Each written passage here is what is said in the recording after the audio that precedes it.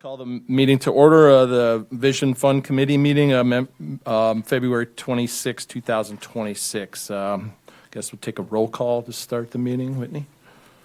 Member Scher? Here. Peterson? Here. Schmitz? Here. Stugelmeyer? Here.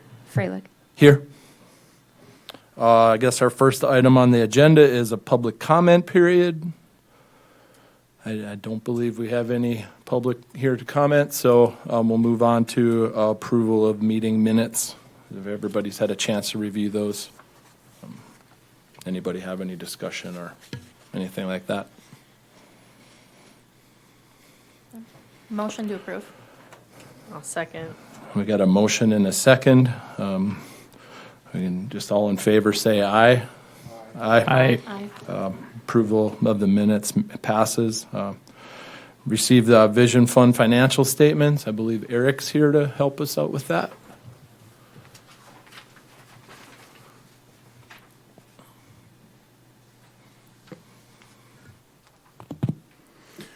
Good afternoon. In your packet today was included the Vision Fund statements. There's not much change from last month. The only real difference is we had a few $1,000s of interest accrual for the end of 25. Going forward, the 2025 columns in the financials should remain unchanged.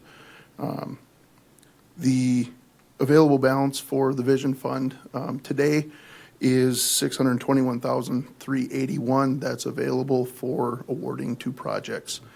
We still currently have 2 projects that have been approved but not yet awarded. They haven't started the process yet for the drawdowns.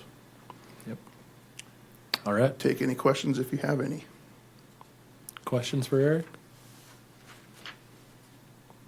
Thank you very much. You bet. Anybody have any discussion on the financials? Move to approve as presented. Got a motion to approve? I'll second. We have a second. All in favor say aye. Aye. Motion passes. Minutes are approved. And we'll move on to consider the application for the Eclipse venue. I know that that project I think has been pulled, but I'll let Noah discuss that a bit here as well. Chair Freilich and members of the committee, yes, it has been pulled, as the chair might also know. The project was looking at doing both Vision Fund and other looking at 2 options, Vision Fund or going to Lewis and Clark for the match to unlock flex space, and ultimately came to the conclusion that they would prefer to go the Lewis and Clark route, knowing that if the Vision Fund were to approve it today and they'd go to City Commission on the 10th, that if they would just go get the letter of support on the 10th, it'd be the same timing, and they felt they'd have a better shot, level of certainty going through just a letter of support process instead of a Vision Fund process. So ultimately, project decided what the project wanted to do, and they were going to go that route. So I just have to ask the question, and Chair Freilich is to kind He can recuse himself and to come recuse around. Yeah. himself Yep, from this, yep. but why did they feel that they had more certainty versus the Vision Fund? Was there concern over being qualified because of the scoring matrix? So the scoring matrix was I want to say concern, but it was scored a 9, just from the basis of it being a smaller project. Now, the project itself isn't a small project at all. It's just this segment of Okay.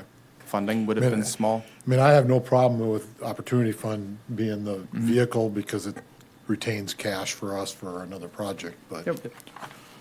Yeah, and Just- a it's just discussion on curious. that. I mean, I can weigh in on that. I would have definitely recused myself from any vote on this. I think the main of the project, the 185, I think 100,000 there is coming through Lewis and Clark on a Schultz strategy project for the property through the Lewis and Clark Fund, and I think the extra 15 that the bank, they're willing to do that already and have guarantees through the rest of the project. So I think it was also the scoring matrix is in the minimal side.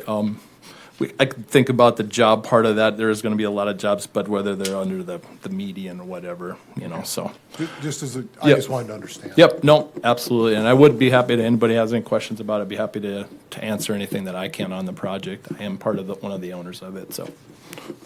I don't have a question on the project so much. When we're looking at this, just a clarification on this scoring matrix as I looked through when I was reviewing this project, on question 6, the additional revenue, and it lumps startup under that 0 to 10, so they get 0 points on that. What's the rationale behind that? I mean, are we kind of penalizing, so any startup that applies for this, are we kind of penalizing and saying it's 0%? Because any revenue that they have is obviously additional revenue, right? So I was just looking at Yeah, I mean, clarification on that. it's a multiple $1 million project for sure, doing this thing. So I don't know that, I think the Eclipse venue part of it might have been where we have a less, the building is owned by a holding company, and then the Eclipse will lease that from there. So the Eclipse has a liquor license and some operating capital. So I think that might not be where it, like that part of it, the business might be a question, but yeah, I get your point though. Yeah, I kind of had that same question a little bit of wondering if that's because of the risk of a startup not having maybe like the data to speak to if their business can sustain, and if that's why it's scored at 0, or if we have any historical knowledge of like why startups fall under So that. I don't know if there's historical knowledge. I suspect that or startup came from there being no ability to really project what the revenue would be. Honestly, I'm probably, Andrea, you and Mike were on the committee when we redid, but there was. Maybe it was because automatically everything they got would have been. 100% more or 1,000% more, whatever you, 0, yeah. So this scoring matrix can be modified. We leaned on the Chamber EDC to come up with the matrix at the time. Noah wasn't there, so not him involved, but. Yeah, I mean, we have forecasts for this project and, forecast for revenue, but I guess it's a forecast. So Yeah, and it says in there too, that this is gonna be based off of projections, right? Projections required. So I don't know, it's just something we gotta look at is if we adjust or strike that startup part there, would be my thing. we can, this is not, right, it's not set in any, right? So we can adjust this, and I think it's an evolving document. Unfortunately, we probably have scored some other projects with it, but as I recall, the projects that have come through probably weren't startup ones. And so this might be kind of the first one, at least maybe since Laughing Sun a long time ago. Sure, yeah, since we'll start our payback on this on 2026, yeah. So if, what I could say is, I'm open to ideas from this body as to how question 6 could maybe be crafted or drafted. Maybe it's revenue, a dollar amount of projected revenue increases or something like Yeah, that. or just strike the startup. Well, you're part. still gonna have a hard time with that, because the startup's gonna go from, they're gonna be 0 to what? Yeah, I mean, I think you could put like a projection revenue number, 0 to 5,000 or 500,000 or whatever you break it up to the one before and put your stuff in there or over that. I think that could be as easy as that. Yeah, or have a separate, for a startup, a separate, like an A and a B, maybe, and for a startup, they would be based off of X, projected revenues or something like that, maybe. I guess, I just think us kind of penalizing a startup, it kind of defeats the purpose of what this fund's for, I guess, would be. Another thought with that too, sorry to interrupt, is that like the last thing that the scoring sheet says is that it's one aspect of the evaluation process. So do we just keep in mind that as there's startups, like as we're weighing that, it might show that it's minimal, but let's talk through that as a discussion point instead of reinventing the That was scoring gonna be my matrix. point. This doesn't have to be the matrix that says yes or no on a project. That we do have like a minimal or whatever rating on the back, but it was always meant to be like, this is a matrix we can use. It doesn't have to be the decision maker though. But, so I like that idea, but maybe there is a better way to answer that and not penalize something like that. So, Right, and I thought about that rationale too, but the problem is if we start, approving deal, you just could get some pushback with that Yep. philosophy too. Absolutely. Kind of following this. if it's only minimal, then what are we doing? We have Right. 5 projects left, or 5.5 left, according to, like, if we full fund things, if you're approving minimal ones, there's probably stronger candidates out there too sometimes. So anyway, we don't have to decide that today. I would just say something for consideration. But if we want to adjust any of these, we would go through probably a more formal process, and we could certainly lean on the economic development arm of the city, which is the Chamber EDC, to give us some feedback as well. This did come originally from some criteria, I think, that was being used in, I want to say Jamestown, if I remember. Yeah, but we went through and changed. But we lot of changed it a things. lot, I think it so. was like at least 2 years ago. Yeah, so it's, there's nothing that says it can't be an evolving document, and so, I hate to shut out opportunities,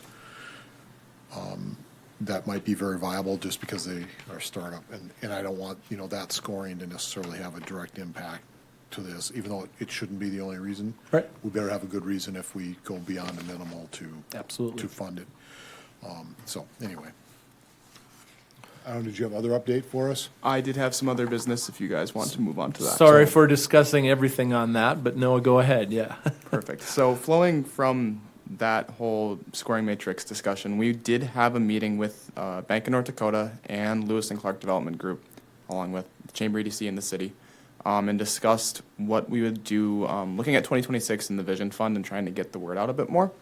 And ultimately came away from that meeting looking a bit more at the actual bones of the committee and how we were going to look at evaluating both the processes and the targets for Vision Fund. And Bank of North Dakota agreed graciously to kind of poll and survey who and look at who they work with, different EDCs and localities around the state, and see any like-sized communities and see what their processes were, to try and sit back down with the city and the Chamber EDC to look at strengthening the Vision Fund.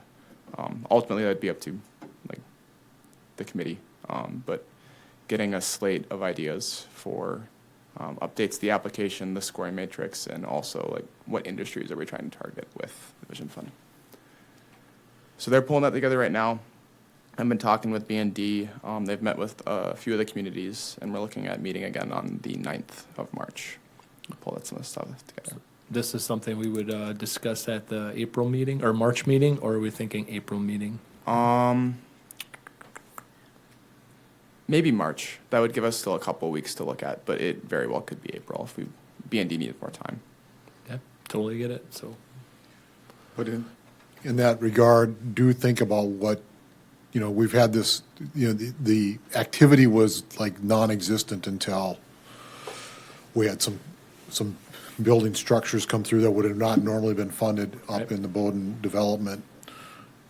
And so we did do those because we needed to get some activity. Whether or not that's always the right way to go, but, are there specific target industries that we think are better suited? I can tell you that Jamestown is one of the more, I won't call it aggressive, but they utilize their economic development funds and the Vision Fund type component. They don't call it Vision Fund, it's Jamestown Stutzman County Development Corporation, to get to flex pace and to flex, or not flex pace, but pace funding. And they fund a lot of projects. And so I'm not opposed to that. From my perspective, I want to know that we've got an increasing tax base as a result of it, and employees, because that all helps drive economic development. But Yeah, whether just we're keep that trying- in mind as Noah brings forward this information. I think we need to have that view as what do we want in the city of Bismarck for those types of things. Jason, do you have something? Chair Freilich and committee members, when Noah referenced city staff, I was part of the discussion as well, and just reviewing my notes from that, I think where Bank of North Dakota staff is looking at is for this group to also identify the types of projects that this group is looking to support, and then when those things come to the Bank of North Dakota, they can help guide them to this process or the Opportunity Fund or whatever the right route may be. So I think having BND staff and this group meet, whether it be the March meeting or the April meeting, however it works best, to really just have those conversations, but then also for BND staff to share, as the mayor just noted, some of the other communities and how they're handling their economic development groups.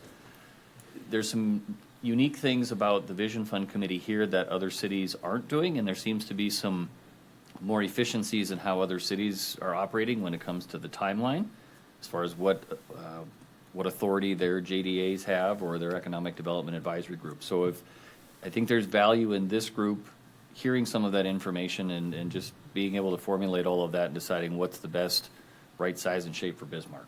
Because I think in some of those communities, I think it doesn't even go right to the commission. It bypasses the commission, right? Mayor, you're absolutely correct. Okay. I think a few years ago, we went to your office and had a big discussion with all sorts of people to talk about what the Vision Fund should fund. It would have been about 2 years ago. Sounds like in like an early fall of 2024 Maybe is that when the was- scoring matrix and where the changes were to the application last made. Well, I know when we I remember applied, getting off a meeting there, and It they was- had lots of people, and they were telling us about the visions of Bismarck and stuff. Like, do we have notes from that? Like, That what would've we been thought was the right idea back Just then? before I started, but I could go back through and look at our files, and then if Jason had any notes from. We did, but doesn't mean it shouldn't be evolving, because Exactly, I'd like to see. I know when we applied in 2018 and received the Vision Fund, there was an emphasis on bringing new things to Bismarck. You had to be a new industry, bringing outside dollars in from like manufacturing or something like that to get outside of that area, bringing outside dollars in. But it was something that you were bringing some new product. So yeah, we literally had to get letters of support from fellow breweries in the city to say we weren't impinging on their like competition wise, but we were bringing a new packaging line in town, and so there was some new benefits to that and staffing and revenue. So, but I don't know, that emphasis kind of went a different direction, so we could always revisit how we'd look at those projects. and were you gonna say something? Sorry to interrupt, yes. To Committee Member Peterson's question, it was June of 2024. And so to, I guess, use that as a reference point, if this is something that ends up on the agenda for March or April, we would put that in for context. So for those of you that weren't part of the committee at that time, it might shed a little light on what the thinking was as well. And I was probably the voice of trying to expand the opportunities Yeah. for utilization, because I think it's important. And so I don't want us to get too narrow and say it has to be a new industry. Right. Because when this was established back in the 80s or late 70s, early 80s somewhere, maybe late 80s, it was all about trying to bring in these big, like the Unisys of the world. And we're not going to, that's not necessarily should be our focus. Like, I would like to encourage our young entrepreneurs who want to start a business up, kind of like you did, Mike. Yep. Locally here, and even if it is already a competitor, if it's not really, the market share for a brewery like you have, any one is like minuscule to the operation. So it's, and in a lot of the communities, like building structures are a lot of what gets funded, and we had really held back on that. But I can just tell you, if we go east for sure, Fargo, Jamestown, they're funding buildings way more than just, a brand new business. Have we seen in communities that have like less barriers to, I don't know if barriers to entry is the right word, but less of a approval process, maybe of having it to go to commission, that there's stronger utilization in those communities, or has that been discussed at all? There's stronger utilization, but their funding stream has been, I think they have buckets that fill regularly and from the budgeting cycle, which has also been part of the restriction here. And we go all the way back to when the first tranche of the first 1% sales tax came into play, there was a dedicated stream out of that sales tax revenue that went into the vision fund to fund projects. But there was a lot more grants at that point in time and not just loan things. So, and we can find some funds. So 5.5 isn't necessarily where we're at. There's another space where we can go get some dollars. They're just sitting there right now. So how does that meeting get set up then with the BND and the Bismarck Chamber and the Vision Fund and talking about other stuff like that? How do we get that going? So if we include y'all, the Vision Fund, it would have to be here in this setting, right? If there's more than however many of you, right, for public notice? Well, 3 is a quorum, so. Okay, so anything more than 3. So I'd probably have the meeting on the 9th with Jason, maybe include one of you. Mike, it might make sense for you because you've been on both sides of the process. But then inviting them to either the March or the April Vision Fund meeting and kind of prepping that out so that we can be efficient during that meeting, but also have a full Vision Fund meeting, maybe a bit longer than the one we're going to have today.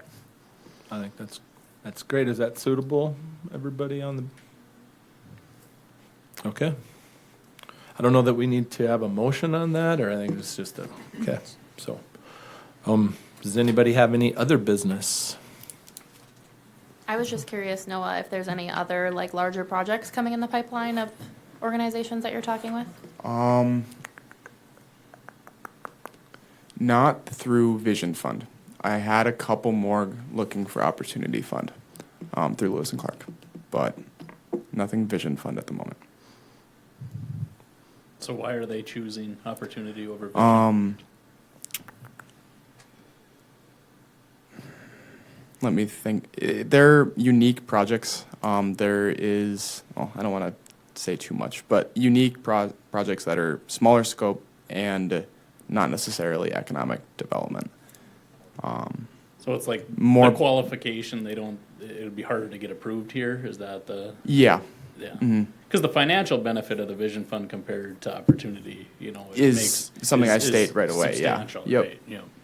right? Smaller renovations within existing buildings for smaller buyout businesses that aren't.